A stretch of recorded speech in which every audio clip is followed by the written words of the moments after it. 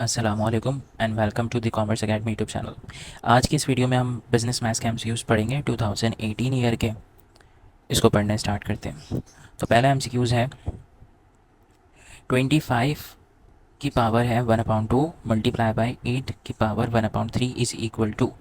तो 25 की पावर 1/2 है। अगर हम 25 के फैक्टर्स निकालें तो 25 के फैक्टर्स अगर हम देखें तो 5 और 5 25 के फैक्टर हैं। ठीक है।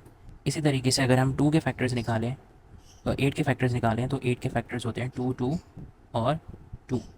तो 25 के फैक्टर्स हैं 5 5 और 8 के हैं 2 2 2। 25 की पावर है 1/3 और 8 की पावर है 1/3 और 25 की 1/2। ठीक। तो अब यहाँ पर 5 जो है वो 2 टाइम्स है, इसका मतलब 5 स्क्वायर भी कह सकते हैं। और इसकी पावर 1/2 तो है। और यहाँ पर 2 की पावर हो जाएगी 3 और पहले से जो पावर है वो है 1/3। तो इसकी पावर पे चाहें तो हम देखें ये 2 इस 2 से कैंसिल हो रहा है, इसी तरीके से 3 ये 3 से कैंसिल हो रहा है। तो इसका मतलब बची क्या, 5 की पावर बस 1 और इसी तरीके से 2 की पावर बस 1, यानी कि पावर को अब हम देखेंगे ही नहीं। तो 5 2 सा 10, तो आपका सही ऑप्शन है 10। आगे पढ़ते हैं। The simple interest on ₹4,000 for 6 years at 3.75% per annum is rupees.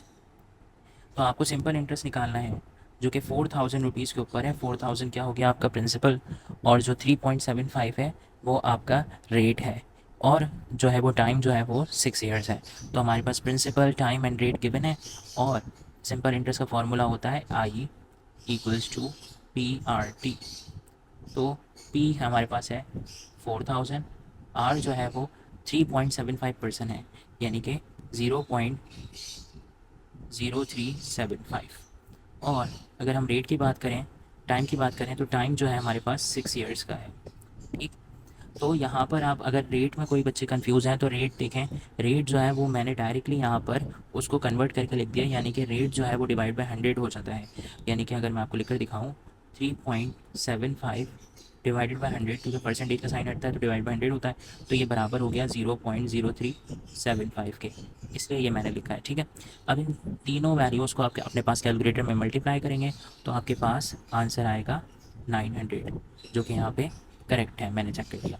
तो अब आगे बढ़ते हैं। इफ़ 10 की पावर है x equals to 100 then x is equal to. तो x क्या होगा, तो 10 की पावर ऐसी क्या होनी चाहिए कि वो बराबर 100 के हो। तो 10 की पावर अगर 2 हो तो 10 10 सा 100, तो इसका मतलब 10 की पावर अगर 2 होगी तो बराबर हो जाएगा 100 के। और अगर 10 की पावर 3 हुई तो 10 3 टाइम्स मल्टीप्लाई होगा, 10 मल्टीप्लाई पे 10 मल्टीप्लाई पे 10, तो वो तो 1000 हो जाएगा। तो इसलिए पावर क्या है 10 की 2 होनी चाहिए, ताकि 10 की पावर 2 मतलब 10 10 सा 100। तो ये सही ऑप्शन है।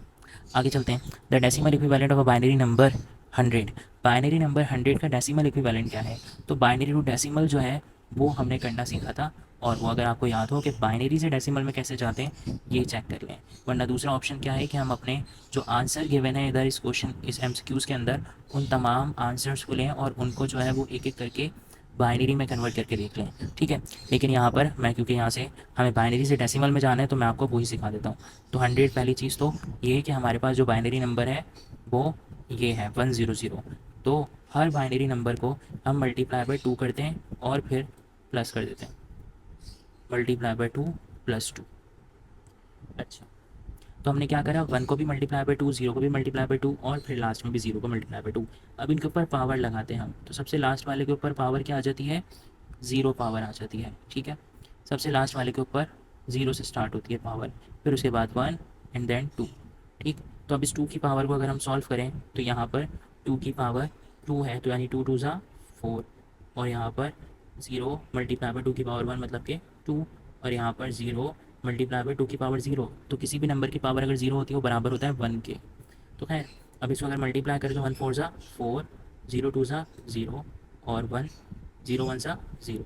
तो इसको इन सबको प्लस करने के बाद आंसर आपका क्या आएगा 4। तो ये 4 आपका आंसर। आगे बढ़ते हैं।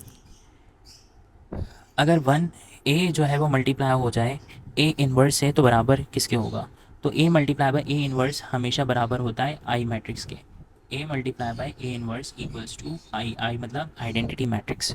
तो ये आपको आपके पास एक क्वेश्चन भी आता है जिसके अंदर हमें ये प्रूव करना होता है कि ए मल्टीप्लाई बाई ए इनवर्स हो रहा है तो बराबर हो रहा है आइडेंटिटी मैट्रिक्स के, तो हमें प्रूव भी करना होता है। तो खैर ये एक प्रॉपर्टी थी, वो मैंने आपसे डिस्कस कर ली। आगे चलते हैं। The ratio of 30 inches to 5 feet, 30 inches और 5 फीट का रेशो आपको बताना है। तो इसके अंदर भी क्या इशू है, वही सेम इशू है जो कि बहुत सारी हमने पढ़े हैं डिफरेंट ईयर्स में। तो 30 इंचेस और 5 फीट के अंदर क्या फ़र्क है कि फ़ीट जो है वो अलग यूनिट है और इंचेस जो है वो अलग यूनिट है। तो हम इसके लिए करेंगे क्या, हम फ़ीट को भी इंचेस में कर लेंगे। तो 5 फीट है, एक फीट में कितने इंचेस होते हैं 12, तो 5 मल्टीप्लाई बाई 12, 5 12 सा 60 और यहाँ पे 30 इंचेस। तो अगर हम इन दोनों को डिवाइड करेंगे तो 3 1 सा 3, 3 2 सा 6, तो रेशो आ रहा है 1 और 2। तो ये रेशो हो गया 1 और 2।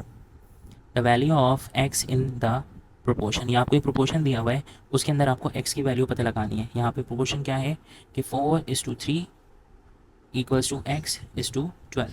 ठीक है, तो इस प्रोपोर्शन को हमने देखना है और इस प्रोपोर्शन को देखते हुए हमें एक्स की वैल्यू पता लगानी है कि एक्स की वैल्यू क्या होगी। तो यहाँ पे दोबारा से वही वाला काम होगा कि मीन एक्सट्रीम से मल्टीप्लाई होंगे। तो हमारे पास प्रोपोर्शन जब भी दिया हुआ हो तो 4 नंबर होते हैं, जिनमें से अभी इन्होंने उसमें से एक वैल्यू को एक्स रखा हुआ है। तो एक वैल्यू को अगर एक्स रखा हुआ है तो हम भी उसको एक्स ही रखेंगे। एक्सट्रीम मल्टीप्लाई होंगे और मीन्स मल्टीप्लाई होंगे।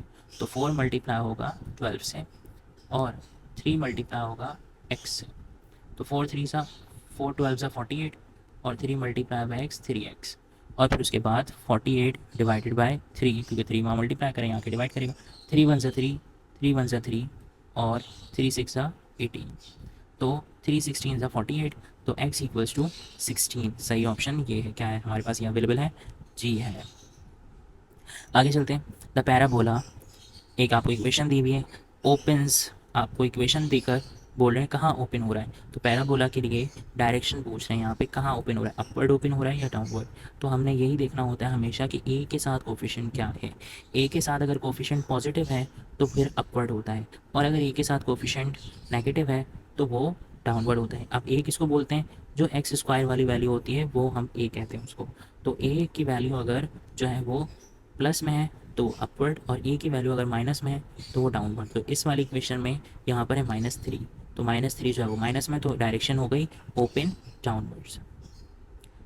If a determinant equals to 0 the matrix A is called, किसी भी मैट्रिक्स का जब डिटर्मिनेंट 0 होता है तो मैट्रिक्स कहलाता है सिंगुलर मैट्रिक्स। ऐसा मैट्रिक्स जिसका डिटर्मिनेंट क्या हो, 0 हो। तो सिंगुलर मैट्रिक्स कौन सा मैट्रिक्स होता है, सिंगुलर मैट्रिक्स वो होता है जिसका डिटर्मिनेंट 0 के बराबर हो।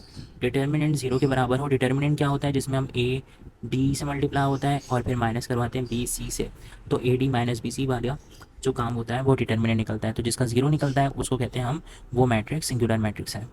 लास्ट एमसीक्यूज है, the slope of the straight line, आपको इसके अंदर स्लोप बताना है। तो यहाँ पर इक्वेशन जो है वो हमें बिल्कुल सही फॉर्म में, यानी कि ऐसी फॉर्म में दिए इन्होंने कि हमें इसको कुछ करना भी नहीं है। लेकिन मैं आपको दोबारा से याद दिला दूँ कि हमने एक फॉर्म पढ़ी हुई इक्वेशन की जिसके अंदर होता है y equals to M X plus C. तो जो x के साथ होता है वो होता है हमारा स्लोप, क्योंकि स्लोप को रिप्रेजेंट करते हैं स्मॉल m से। तो यहाँ पर अगर देखें तो x के साथ क्या है -4, इसका मतलब स्लोप क्या हो गया हमारा -4। तो यहाँ पे इस वीडियो को एंड करते हैं। आई होप ये वीडियो भी आपको बहुत मदद करेगी इंशाल्लाह एमसीक्यू सॉल्व करने में।